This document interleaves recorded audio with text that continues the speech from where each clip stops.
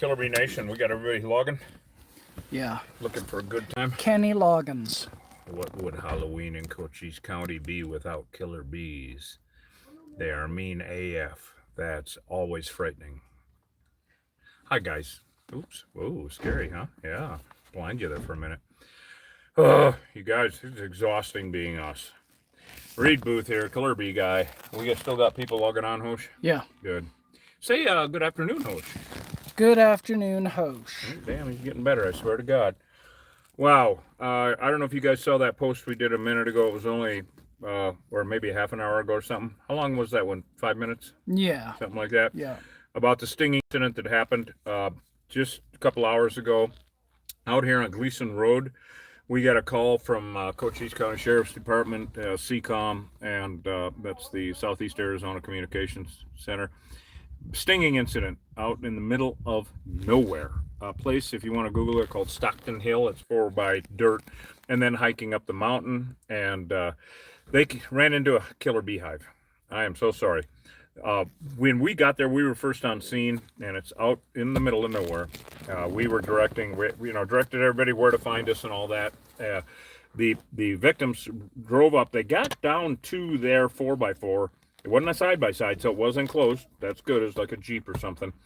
And they got down to it after getting seriously attacked. They chased them for like a half a mile or something on foot. Then it took them a while to drive out, half an hour to drive out to the gate on the road where we met them.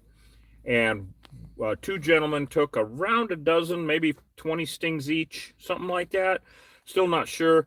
The other guy, he was full of stingers when we showed up. We gave everyone Benadryl, and it sounds like they're leaving. We had to chase off construction workers here, yeah, because we have bees, and we're in Tombstone.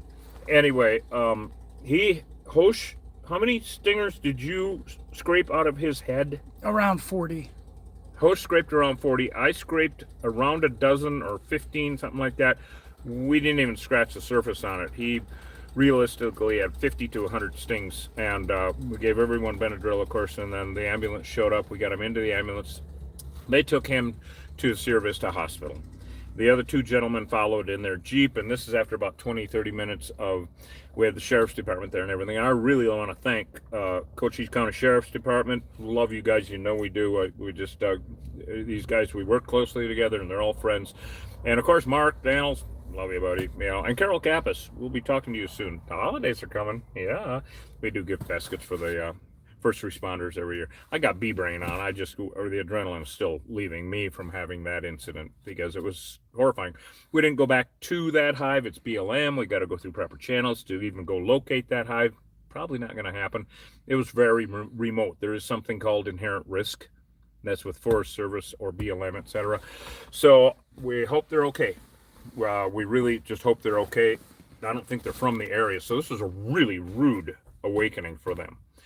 We just got done with that. And then we got into our store in Tombstone and restocked TJ, and got a call from these folks who are new here from Oregon, actually. So welcome home again. If it doesn't bite you, sting you, or stab you, you ain't home. Brand new swarm of bees. A swarm just flew in yesterday. She's highly allergic. So you know what, Hosh? Let's go ahead and show everybody what we're looking at. Then I'm going to get my gear on, and we're going to get our big blues and tie into this. We're going to make it a quick one, guys.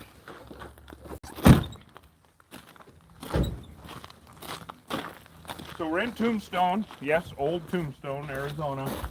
And boy, when we pulled up, we saw it right away. That makes no sense as to why these bees do what they do. It makes zero sense. But check this out up here, guys. So that is brand new.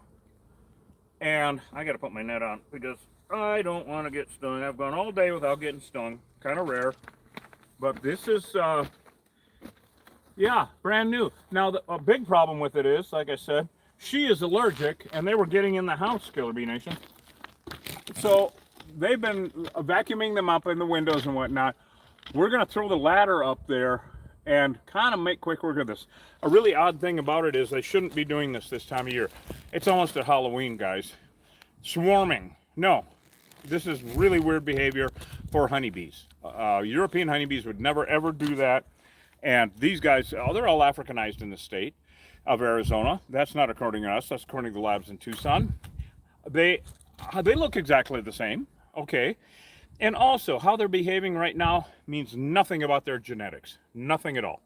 So Hosh and I are going to go put on our big blues right now, throw this ladder up here, make quick work of this. Then we have to go elsewhere in Tombstone and rescue our old friends, Steve and Gloria Goldstein. They own the Longhorn Cafe, and we got to go to their house and rescue them. They got bees way up high.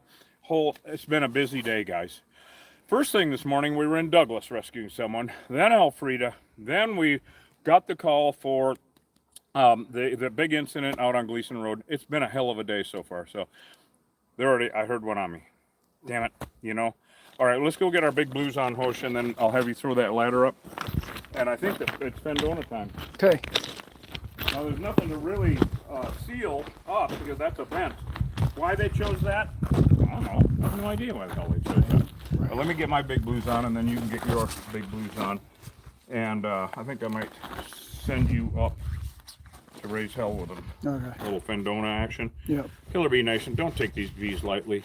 You know, they're just horrible, just absolutely dead. We had an incident last Friday. A guy down in Hereford got stung up real bad, and then Saturday they almost killed his dog. We might be going to that one tomorrow or the day after. We have to get out the old, they're in a mobile underneath with the brick skirting. Oh, here we go again. Where we have to get out the handheld jackhammer, the Vivor that Don sent us. Don Shar actually sent us, and chisel them out. Yeah, they aren't going to like that at all. But we have to save them. So it's a beautiful day here. It's a little bit warm, nothing like it has been. But this morning it was 45 degrees up at the ranch, so it's chilling off nicely. It's absolutely beautiful. Super blue skies as usual here, Cochise County. And yeah, we're literally in Tombstone. Yep, the Wild West. You got it.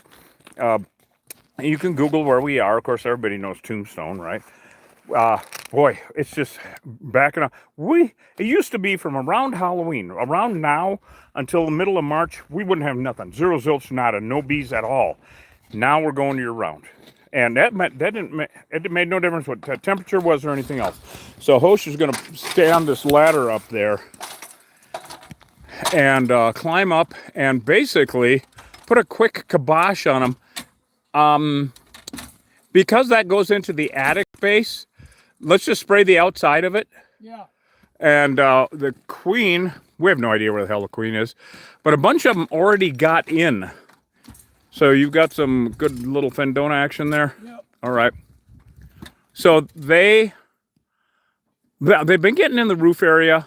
That's all of these buildings have to have that ventilation spot up there. So now Hosh is going to put a kibosh on them. Now this is just a pyrethrin. It's a contact kill. Well, we make quick work of this, and don't try this at home. This is not a DIY channel, you guys. Keep telling you guys that. And so we only use as much as is necessary to kill them, of course. Now, all these bees that are flying off, they're going to die. They're already falling on the ground and dying, all right? We're going to give that a minute now and see, because they're all going to fall. What we're really looking for is if they're going to come pouring out of that vent. I don't see any yet. For one thing, guys, if that was balled up, that would be an extremely small swarm. Doesn't make it any less dangerous. You know, I mean, their proclivity to attack, they have a preponderance for aggression. And when they do attack, it's all about pheromones. It's all about smells. And so even though they aren't behaving like Africanized bees right now, it means nothing. So those are all already dead. Like I said, a contact kill. It's pyrethrin. Use your pesticides according to label. People always say, Raid. No, Raid is illegal to use for bees. Don't do it. So anything coming out of there. I see a few bees coming back. I hear them inside. Yeah, they're coming out. They are. Yep. Huh. You know, we could jam this up with Yeah. with Steel wool, because that way it can still breathe. Right. Yeah, because of the vent. Get some in there? Yeah, I think that's a good idea, because then it's so hot out in that roof area that they'll die really quickly in the roof area. Pyrethrum in there? I don't think so, no, because that's a roof area. I don't really want to spray that in there. Yep. But steel wool, definitely. Okay. because then they'll be trapped in there and they will dehydrate and die very quickly. Now, they also do that inside of the house. So when bees get into a room, and you guys have probably heard me say this before, they are no longer a threat to us. A nuisance, yes. A threat, no. And the reason is they navigate by light. And so they go to the windows during the day and a light bulb at night. Now, we're going to put steel wool, a thin layer of steel wool up there. They can still sense the light and a breeze coming from that way. They will still come to where they thought they could get out and dehydrate and die very quickly. So that's fine. And of course, in our environment here in the desert Southwest, they dehydrate and turn to dust very quickly. So dead bees are really no issue. And if they're a really good thing, like I told her on the phone, for a horrible situation, you really have a best case scenario. And that is because they just moved in. They ain't been here for 6 months. Now, if they've been here for 6 months, oh my God, we'd probably have to crawl up in the damned attic and get up there and remove all the comb. And what a mess. You guys have seen us do it 1,000 times. So thank goodness they called before they got to be too big. There's only a few thousand bees there, you know, more inside, so we didn't see them all inside of that attic. But it's this is not a nuke and seal, it's a nuke and nuke. Well, I guess it is kind of a nuke and seal with a steel wool. So they're starting to come out, but we don't want that there. You know what, host, let's give it a minute and let some come out, because they got the gist of it. Look at them. It's better if they come out and die in the field. Okay. So we're going to give that a minute. You want to take this up and show everybody what you're looking at? Yeah, they're really pouring out of there. My God. Here you go. Here. They got the wind then. They got a little breath of it. So I'm going to have host take the camera up. You want to hand me that, or you got it? Yeah. Okay. I want you all to see what we're looking at here. They're pouring out of there, and they will go die in the field because they cannot live without the rest of the organism. All right, people. Oh my goodness, I can just see the comments tomorrow, right, host? Oh, you're letting them all go populate the neighborhood. It's not how it works. Wow, there's a lot. Yep. Yeah, it was a full-on hive. It was a full-on swarm moved in. This is a brand new, just moved in, this construction here. So these bees are all flying out, and they cannot live without the complete rest of the hive. Even the ones that we killed outside, they cannot live with them. So even the faint smell of the pyrethrin that got in through there is driving them out. Awesome. That's great, because, you know, it's also the contact pyrethrin goes inert in a few minutes. So all these bees flying out will actually go die in the field. They're not going to go populate someplace else. Those are called remnant bees, and they're leftovers of the hive. I know it looks like a lot of them, but that's really not that big of a deal, actually. You know, it could have been a swarm maybe the size of a half a basketball. You want some spray adhesive? Yeah, that's probably good. That would work. Yep. I mean, they're screwed either way.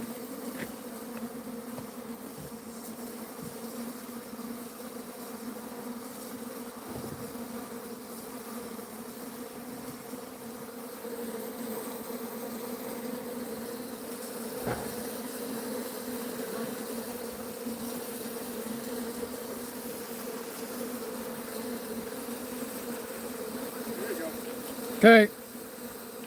Trade you. Sounds good. Here you go. Yep. So this is just a little bit unnecessary, but we're going to do it anyway just to show you guys. This is our non-toxic spray adhesive trick. So he's just going to knock them down as they're coming out very lightly. A little closer to it, I can see the drift. There you go. So now they're dropping like rocks. You see them all dropping? Well, that's really a good example of how that works. Sticks their wings together, they can't fly. They drop to the ground, and the ants get them. Oh, darn. You can see them crawling around all down there. They're pouring out of there. Well, this is a good way to do it. We'll just keep hitting them with that as they pour out and knock them down. That's working great, Hosh. Yeah, keep on hitting them. Either way, these remnant bees. So remnant bees, you guys heard me talk about it 1,000 times. The remnant bees, and I always say that. We've done this 1,000 times. You guys have seen this 1,000 times. That's because we have about 4,000 videos up of us doing stuff. So a hive is an organism.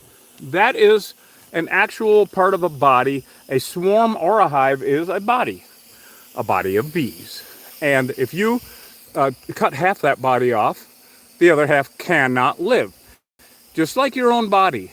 So I always say that any bees that are left over from any removal are remnant bees, and they're leftovers. They're like an amputated limb, right? You've heard me say that. You can live without your finger, but your finger can't live without you.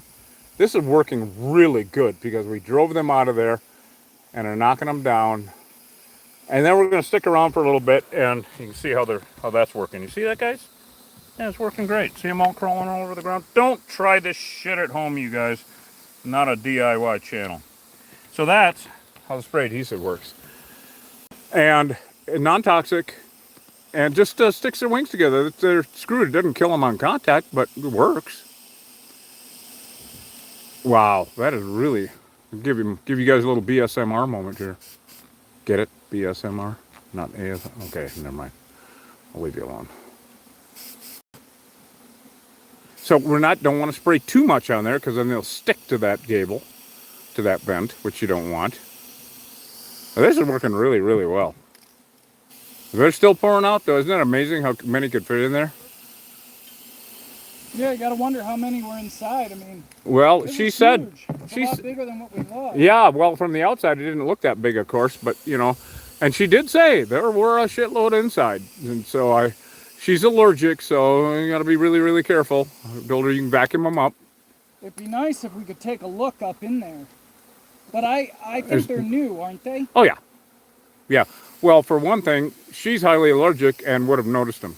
I think she kind of keeps her eye open. Also, because they were coming in to the inside of the room, that's indicative of a new swarm moving in. Now, I'll tell you why. And that is because when bees move into a new place like this, it's just like us. When we move into a new house, we want to get to know every nook and cranny, right? You want to know the new house, all the ins and outs and all that. Same thing with them. When they moved into that vent, the queen would recognize maybe a drift of air coming from a vent or a shaft of light coming from a crack or a hole in the ceiling. And she'd send bees to investigate. Well, they go and investigate. But they don't know enough to go back the way they came, through that little hole. But they do see the windows. Oh, look at all that sun, look at all that light.